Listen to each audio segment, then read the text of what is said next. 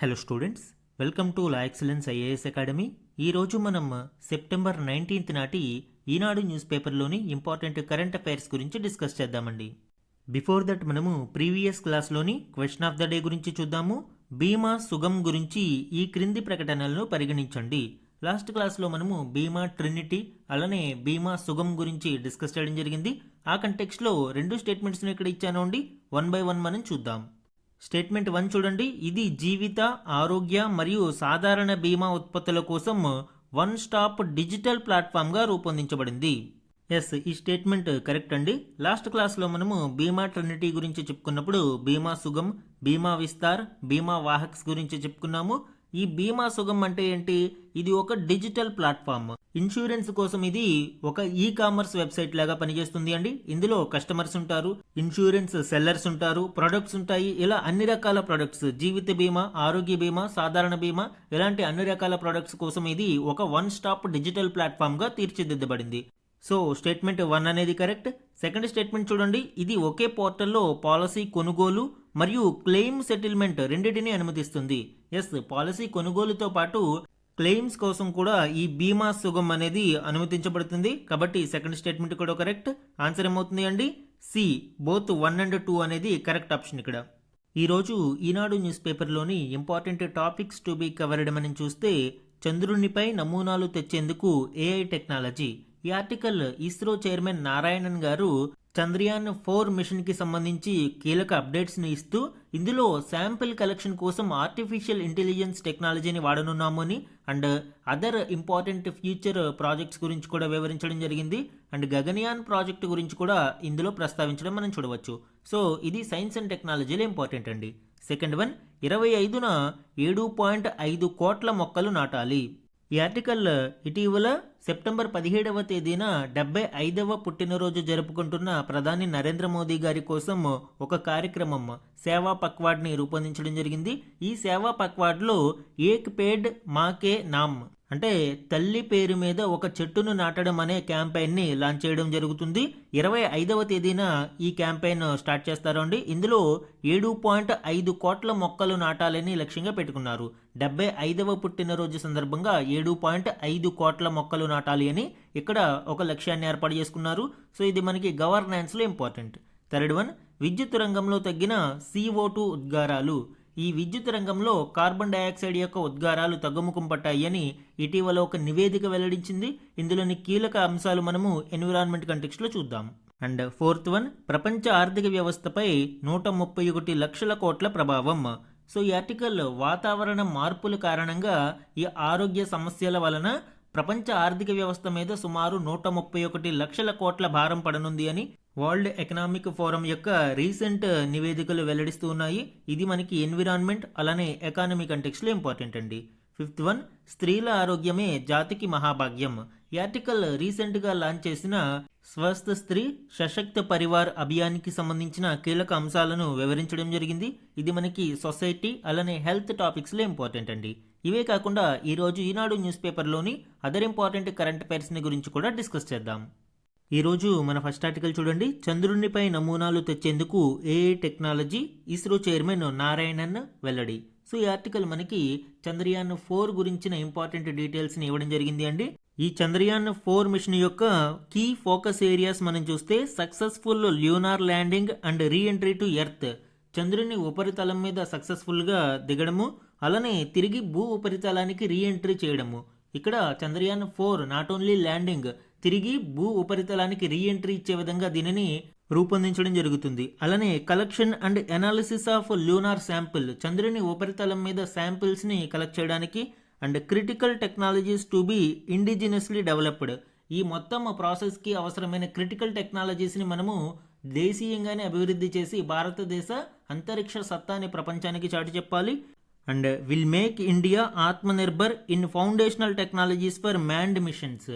మానవ సహిత యాత్రలకు అవసరమైన కీలక సాంకేతికతలను రూపొందించుకోవడంలో ఆత్మనిర్భరతను అందిపుచ్చుకోవాలి. సో ఇవన్నీ చంద్రయాన్ 4 మిషన్ యొక్క కీ ఫోకస్ ఏరియాస్గా చెప్పవచ్చు అండి.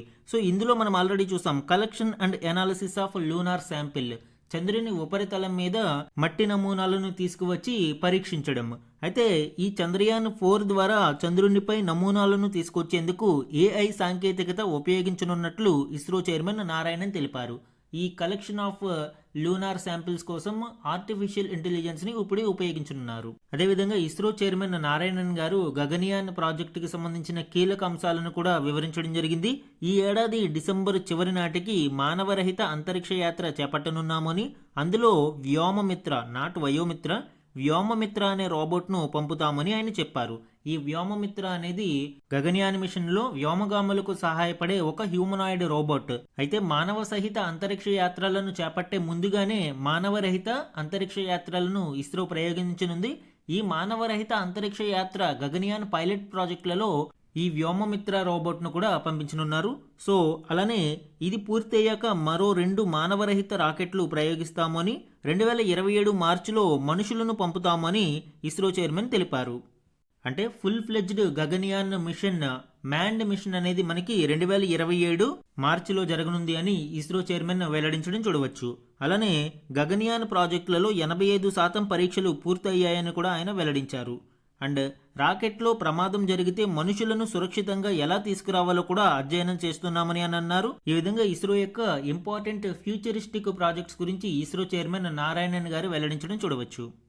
మన నెక్స్ట్ ఆర్టికల్ చూడండి. 25న 7.5 కోట్ల మొక్కలు నాటాలి, ఏక్ పేడ్ మాకే నాంపై కేంద్ర మంత్రి. సో ఈ ఆర్టికల్ మనకి ఏక్ పేడ్ మాకే నామ్ 2.0 క్యాంపెయిన్కి సంబంధించిన ఇంపార్టెంట్ డీటెయిల్స్ని వివరిస్తుంది. అలానే ప్రధాని మంత్రి నరేంద్ర మోదీ గారి జన్మదినాన్ని పురస్కరించుకుని సేవా పక్వాడ్లో భాగంగా ఈ క్యాంపెయిన్ని ముందుకు తీసుకువెళ్లడం, ఇందులో 7.5 కోట్ల మొక్కలను నాటాలని లక్ష్యంగా పెట్టుకోవడం అని చూడవచ్చు. యాక్చువల్గా ఈ ఏక్ పేడ్ మాకే నామ్ 2.0 campaign June 2025 June 5, 2025ని world environment డేలో భాగంగా నిర్వహించడం జరిగింది. 2024లో దీని మొదటి క్యాంపెయిన్ని నిర్వహించారు. ఇప్పుడు 2.0ని జూన్ 2025లో లాంచ్ చేశారు. సెప్టెంబర్ 30 వరకు కూడా టార్గెట్ని ఫిక్స్ చేసుకోవడం జరిగింది. ఈ టార్గెట్లో భాగంగా మొత్తం ఎన్ని మొక్కలను నాటాలి అండి? 100 మిలియన్ అంటే సుమారు 10 కోట్ల మొక్కలను నాటాలి అని లక్ష్యంగా పెట్టుకున్నారు. ఇప్పుడు ఇందులో భాగంగా ఈ నెల 25వ తేదీన సుమారు 7.5 కోట్ల మొక్కలు నాటనున్నారు. ఏక్ పేడ్ మాకే నామ్ 2.0 తల్లి పేరు మీద ఒక మొక్క అనే క్యాంపెయిన్ ద్వారా దీనిని ప్రచారం కల్పిస్తున్నారు అండి. ప్రధాని నరేంద్ర మోదీ పుట్టినరోజు సందర్భంగా నిర్వహిస్తున్న సేవా పక్వాడాలో భాగంగా ఏక్ పేడ్ మాకే నామ్ 2.0 ప్రచారం పర్యావరణ పరిరక్షణపై అవగాహన కల్పించడమే కాకుండా దానిపై బాధ్యతను తెలియజేస్తుంది. ఈ మేరకు ప్రజలంతా తమ తల్లి పేరుతో ఒక మొక్కను నాటండి అని కేంద్ర మంత్రి భూపేందర్ యాదవ్ గారు తన ఎక్స్ ఖాతాలో ఈ పిలుపునివ్వడం చూడవచ్చు. ఎగ్జామ్ పాయింట్ ఆఫ్ వ్యూలో మనం గుర్తుపెట్టుకోవాల్సింది ఏంటి? ఈ ఏక్ పేడ్ మాకే నామ్ క్యాంపెయిన్ 2.0 ఏ రోజు లాంచ్ చేశారు? జూన్ 5, 2025. అలానే దీని టార్గెట్ ఎంత? 100 మిలియన్ శాప్లింగ్స్ ని నాటాలి, 100 మిలియన్ల మొక్కలను నాటాలి అని లక్ష్యంగా పెట్టుకున్నారు. అండ్ దీని యొక్క ఆబ్జెక్టివ్ ఏంటి అంటే పర్యావరణ పరిరక్షణ మీద అవగాహన కల్పించడమే దీని యొక్క ప్రధాన ఉద్దేశం. సో ఈ విధంగా మనకి ఇవి ఎగ్జామ్ పాయింట్ ఆఫ్ వ్యూలో ఇంపార్టెంట్ అండి. మన నెక్స్ట్ ఆర్టికల్ చూడండి. శాస్త్రీయ అన్వేషణ వేదికగా భారత్ అమెరికా అంతరిక్ష భాగస్వామ్యం, భారత రాయబారి వినయ్ క్వాత్రా. ఈ article Indo US collaboration in space sector గురించి అండ్ రీసెంట్ డెవలప్మెంట్స్ గురించి వివరించడం జరిగింది. ముఖ్యంగా నిసార్ శాటిలైట్, యాక్సియం మిషన్ 4 లాంటి కొలాబరేటివ్ ప్రాజెక్ట్స్ గురించి ఇక్కడ ప్రస్తావన చూడవచ్చు. అంతరిక్ష భాగస్వామ్యంలో భారత్ అమెరికా సరికొత్త దిశగా ముందుకెళ్తున్నాయి. ఇటీవల దీనికోసం నిర్వహించిన ఓ కార్యక్రమంలో 2 దేశాలు కలిసి ఇటీవల చేపట్టిన నైజర్ ఉపగ్రహ, యాక్సియం మిషన్ 4 ప్రయోగాల విజయంపై సంబరాలు నిర్వహించుకున్నారు. మనం చూసాము NASA ISRO synthetic aperture radar Nisar ఉపగ్రహం. ఇది ఒక పవర్ఫుల్ ఎర్త్ అబ్జర్వేషన్ శాటిలైట్ అండి. దీనిని ఇస్రో, నాసా సంయుక్తంగా అభివృద్ధి చేసి సక్సెస్ఫుల్ గా ప్రయోగించారు. అలానే యాక్సియం మిషన్ 4, ఇందులో యాక్సియం స్పేస్ సంస్థతో పాటు నాసా, ఇస్రోలకు కూడా వాటా ఉంది. ఈ మిషన్ ద్వారా భారత్కు చెందిన శుభాంశు శుక్లా ఇంటర్నేషనల్ స్పేస్ స్టేషన్కి వెళ్ళి తిరిగి రావడం జరిగింది. సో ఈ విధంగా ఈ నాసా ఇస్రో కొలాబరేషన్ యొక్క సక్సెస్ని మనం ఇక్కడ చూడవచ్చు. అలానే భారత్ అమెరికా అంతరిక్ష భాగస్వామ్య విజయాన్ని గురించి భారత రాయబారి వినయ్ క్వాత్రా ప్రశంసిస్తూ శాస్త్రీయ అన్వేషణ, సాంకేతికాభివృద్ధి, వాణిజ్య సహకారాన్ని ముందుకు తీసుకెళ్లే క్రియాశీల వేదికగా భారత్ అమెరికాల అంతరిక్ష భాగస్వామ్యాన్ని ఆయన అభివర్ణించారు. తక్కువ వ్యయంతో కూడిన అన్వేషణలో భారత అంతరిక్ష రంగం గ్లోబల్ లీడర్గా ఎదిగిందని ఆయన చెప్పారు. సో మనము ఇక్కడ అబ్జర్వ్ చేస్తే ప్రపంచ దేశాల యొక్క స్పేస్ ప్రోగ్రామ్స్తో ఇండియన్ స్పేస్ ప్రోగ్రాంలని కంపేర్ చేసినప్పుడు మన యొక్క ఖర్చు చాలా చాలా తక్కువగా ఉంటుంది. అందువల్లనే ఇటీవల ఇస్రో యొక్క కమర్షియల్ ప్రాజెక్ట్స్ అనేవి ఇతర దేశాల యొక్క లాంచెస్ కూడా తీసుకోవడము, దీనిని సక్సెస్ఫుల్గా కండక్ట్ చేయడం చూస్తూ ఉన్నాము. ఈ విధంగా గ్లోబల్ స్పేస్ రంగంలో భారతదేశం తన వాటాను క్రమేపీ పెంచుకుంటూ వెళ్తుంది. మన నెక్స్ట్ ఆర్టికల్ చూడండి. విద్యుత్ రంగంలో తగ్గిన CO2 ఉద్గారాలు. ఈ article CREA centre for research on energy and clean air ఈ సంస్థ యొక్క రీసెంట్ నివేదికలోని కీ ఫైండింగ్స్ వివరించడం జరిగింది. దీనిలోని ఇంపార్టెంట్ పాయింట్స్ ఇప్పుడు చూద్దాం. ఈ ఏడాది ప్రథమార్థంలో దేశంలోని విద్యుత్ రంగంలో కార్బన్ డయాక్సైడ్ ఉద్గారాలు 1% మేర తగ్గినట్లు తాజా నివేదిక వెల్లడించింది. గత 12 నెలల్లో సుమారు 0.2% తగ్గినట్లు పేర్కొంది. దీని యొక్క సిగ్నిఫికెన్స్ ఏంటండి? దాదాపుగా గత 5 దశాబ్దాలలో రెండవసారి మాత్రమే ఇలా ఈ ఉద్గారాలు తగ్గుముఖం పట్టడం చూడవచ్చు. ఈ అధ్యయనం యొక్క ఇతర కీలకాంశాలను మనం పరిశీలించినప్పుడు 2019 నుంచి ప్రపంచ ఇంధన రంగ ఉద్గారాల వృద్ధిలో భారత్ 2/5 వాటాను అందించిందని తెలిపింది. అంటే ఇక్కడ ఉద్గారాల వృద్ధిలో మనము పరిశీలించినప్పుడు 2019 నుంచి ప్రపంచవ్యాప్తంగా చూస్తే 2/5 వృద్ధి భారతదేశంలోనే నమోదవుతుంది. అండ్ 2024లో ప్రపంచ జనాభాలో 18% భారతదేశంలో ఉన్నప్పటికీ CO2 ఎమిషన్స్లో భారత్ 8% వాటానే కలిగి ఉంది. అంటే కార్బన్ డైఆక్సైడ్ యొక్క ఫుట్ ప్రింట్ భారతదేశం చాలా తక్కువగానే ఉంది. మనం ప్రజలు ఎక్కువ కాబట్టి ఎక్కువ ఉద్గారాలు కనిపిస్తున్నాయి, కానీ ఓవరాల్ యావరేజ్ తీసుకున్నప్పుడు మనకి ఈ కార్బన్ డైఆక్సైడ్ యొక్క ఫుట్ ప్రింట్ చాలా తక్కువగానే నమోదవుతుంది. ఈ నివేదికలోని అధ్యయనం ప్రకారం 2025 ప్రథమార్థంలో మొత్తం విద్యుత్ ఉత్పత్తి 9 టెరావాట్ అవర్ పెరిగింది. అయితే శిలాజ ఇంధనాలతో సాగే విద్యుత్ ఉత్పత్తి 29 TWh మేర తగ్గింది. అంటే మనకి ఇక్కడ అబ్జర్వ్ చేసినప్పుడు ఫాజిల్ ఫ్యూయల్స్ యొక్క షేర్ అనేది తగ్గుతుంది. మరి దీనిని ఏవి రీప్లేస్ చేస్తున్నాయి? సౌరశక్తి నుంచి 17, పవన శక్తి నుంచి 9, జలశక్తి నుంచి 9, అణుశక్తి నుంచి 3 TWh ఉత్పత్తి ఇక్కడ పెరగడం మనం చూడవచ్చు. సో ఫాజిల్ ఫ్యూయల్స్ యొక్క వాటాని ఇప్పుడు ఈ రెన్యూవబుల్ ఎనర్జీస్ ఫుల్ఫిల్ చేస్తున్నాయి. మన నెక్స్ట్ ఆర్టికల్ చూడండి. ప్రపంచ ఆర్థిక వ్యవస్థపై 131 లక్షల కోట్ల ప్రభావం. వాతావరణ సంబంధిత అనారోగ్య సమస్యల వల్లే. వరల్డ్ ఎకనామిక్ ఫోరం ప్రపంచ ఆర్థిక వేదిక యొక్క రీసెంట్ నివేదికల ప్రకారం ఈ క్లైమేట్ చేంజ్ వలన కలిగే అనారోగ్య సమస్యలు ప్రపంచ ఆర్థిక వ్యవస్థ మీద ఏ విధమైన ప్రభావితాన్ని చూపించనున్నాయి అనేది వివరించడం జరిగింది. ఇందులోని ఇంపార్టెంట్ పాయింట్స్ ఇక్కడ చూద్దాం. వాతావరణ మార్పులతో చోటు చేసుకునే అనారోగ్య సమస్యల కారణంగా ప్రపంచ ఆర్థిక వ్యవస్థపై 2050 నాటికి 1.5 లక్షల కోట్ల డాలర్ల అంటే సుమారు 131 లక్షల కోట్ల రూపాయలు ప్రతికూల ప్రభావం పడే అవకాశం ఉంది అని వరల్డ్ ఎకనామిక్ ఫోరం నివేదిక తెలిపింది. ఈ ప్రభావం ఎందుకు పడుతుంది అండి? హ్యూమన్ రిసోర్సెస్ అనేవి నష్టపోతాయి కాబట్టి. ఎప్పుడైతే వాతావరణ మార్పులతో ప్రజలు రోగాలన్న బారిన పడతారో దానితో కీలక రంగాలలో కార్మికుల కొరత అనేది ఏర్పడుతుంది. తద్వారా ఉత్పాదకత కూడా తగ్గేందుకు ఇది దారితీస్తుంది అని ఈ నివేదిక వివరించింది. అలానే అత్యధికంగా ప్రభావితమయ్యే రంగాలను కూడా ఈ నివేదిక వెల్లడించడం చూడవచ్చు.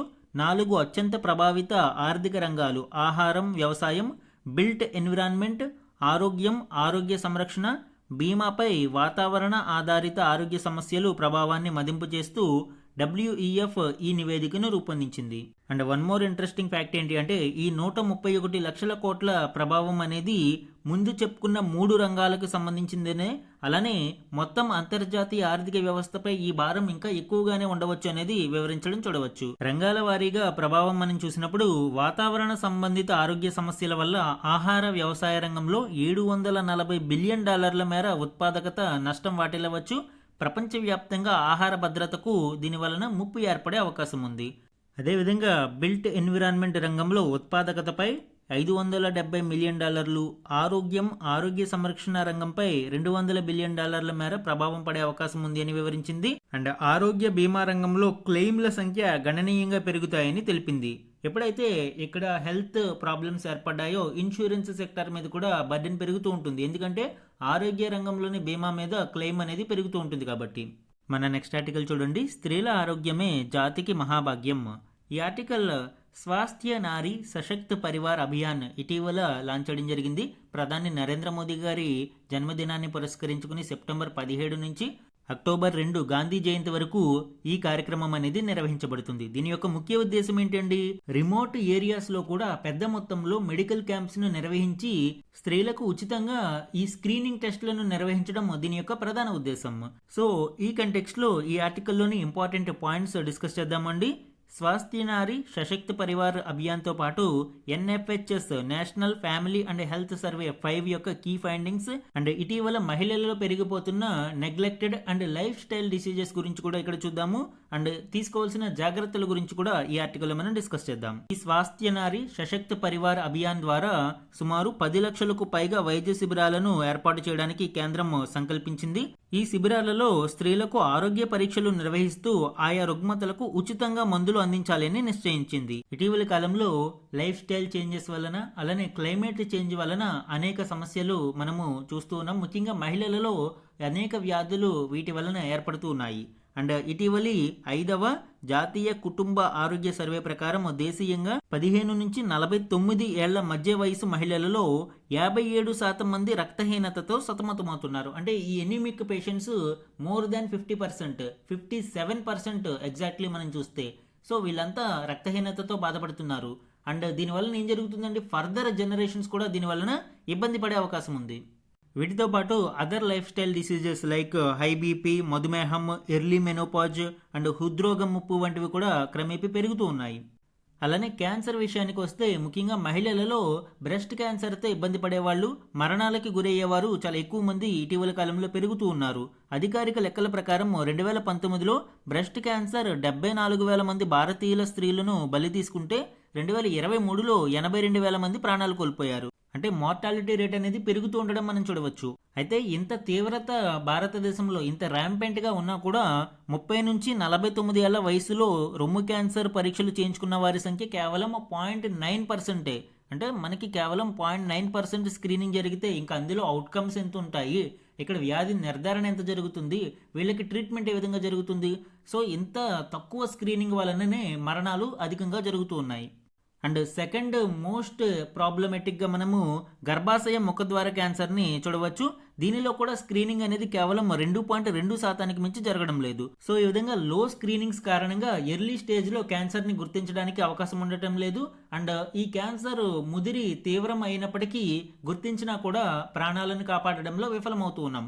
కాబట్టి ఎర్లీగా స్క్రీనింగ్ కోసం ఈ క్యాంప్స్ లాంటివి కండక్ట్ చేయడము, అవసరమైతే మొబైల్ యూనిట్స్ని కూడా ఏర్పాటు చేసి ఎప్పటికప్పుడు స్త్రీలకు ఈ ఆరోగ్య పరీక్షలు నిర్వహించడం ఎంతైనా అవసరం. మహిళ ఆరోగ్యంగా ఉంటే ఆ ఇల్లు మొత్తం కూడా ఆరోగ్యంగా ఉంటుంది అనే ఉద్దేశంతోనే ఈ కార్యక్రమాన్ని లాంచ్ చేయడం జరిగింది. మన నెక్స్ట్ ఆర్టికల్ చూడండి, ఆక్రమణల్లో అడవులు. ఈ ఆర్టికల్ భారతదేశంలో జరుగుతున్న ఫారెస్ట్ ల్యాండ్ ఎన్క్రోచ్మెంట్ గురించి వివరించడం జరిగింది. ఇందులోని డీటెయిల్స్ రాజ్యసభలో కేంద్రం వెల్లడించిన వివరాల ఆధారంగా ఇవ్వడం జరిగింది. ఈ ఆక్రమణలకి సంబంధించి మనము చూస్తే మధ్యప్రదేశ్లో సుమారు 5,46,089 హెక్టార్లు, అస్సాంలో 3,62,082 హెక్టార్లు, కర్ణాటకలో 86,308 హెక్టార్లు, మహారాష్ట్రలో 57,554 హెక్టార్లు, అరుణాచల్ ప్రదేశ్లో 53,499 హెక్టార్లు. ఈ విధంగా టాప్ 5 స్టేట్స్ ఎన్క్రోచ్కి గురి అయిన రాష్ట్రాలుగా చూడవచ్చు. ఆంధ్రప్రదేశ్ విషయానికి వస్తే 13,318 హెక్టార్లు అటవీ భూమి అనేది ఆక్రమణకు గురి అయింది. తెలంగాణకి సంబంధించిన డేటా ఇక్కడ పొందుపరచలేదు అండి. అంటే ఈ టాప్ స్టేట్స్లో ఆక్రమణలకు సంబంధించిన టాప్ స్టేట్స్లో తెలంగాణ లేదు. అండ్ దేశంలోని మొత్తం అటవీ వృక్ష ఛాయ శాతాలలో మనం చూసినప్పుడు అటవీ ప్రాంతం ఓన్లీ ఫారెస్ట్ ల్యాండ్ మనము 21.76% చూడవచ్చు. అటవీయేతర విస్తీర్ణం నాన్ ఫారెస్ట్ అనేది 73.50, పొదలు 1.33 అండ్ ట్రీ కవర్ 3.41. ఈ అటవీ ప్రాంతం మరియు ట్రీ కవర్ని మొత్తం కలిపి మనము ఫారెస్ట్ కవర్గా కన్సిడర్ చేస్తాం. సో టోటల్ ఫారెస్ట్ కవర్ ఎంతండి? భారతదేశంలో 25.17%గా మనం చెప్పవచ్చు. ఈరోజు మన క్వశ్చన్ ఆఫ్ ద డే గురించి చూడండి. ఏక్ పేడ్ మాకే నామ్ ప్రచారానికి సంబంధించి ఈ క్రింది ప్రకటనలను పరిగణించండి. ఈరోజు క్లాస్లో మనము స్వచ్ఛత పక్వాడ్ మరియు ఏక్ పేడ్ మాకే నామ్ ప్రచారానికి సంబంధించిన కీలక అంశాలను డిస్కస్ చేయడం జరిగింది. ముఖ్యంగా వరల్డ్ ఎన్విరాన్మెంట్ డే జూన్ 5, 2025లో ఈ 2.0 క్యాంపెయిన్ని స్టార్ట్ చేయడం జరిగిందండి. ఏక్ పేడ్ మాకే నామ్కి సంబంధించి. దీనికి సంబంధించిన ఇంపార్టెంట్ పాయింట్స్ మనము ఈ రోజు క్లాస్లో డిస్కస్ చేసాము. ఆ కంటెక్స్లో 2 స్టేట్మెంట్స్ని ఇక్కడ ఇవ్వడం జరిగింది. ఇందులోని కరెక్ట్ స్టేట్మెంట్స్ని ఐడెంటిఫై చేసి మనకి కామెంట్ సెక్షన్లో కామెంట్ చేయండి. ఇది ఈరోజు ఈనాడు న్యూస్ పేపర్లోని ఇంపార్టెంట్ కరెంట్ అఫైర్స్ మీద daily analysis. Thank you for watching.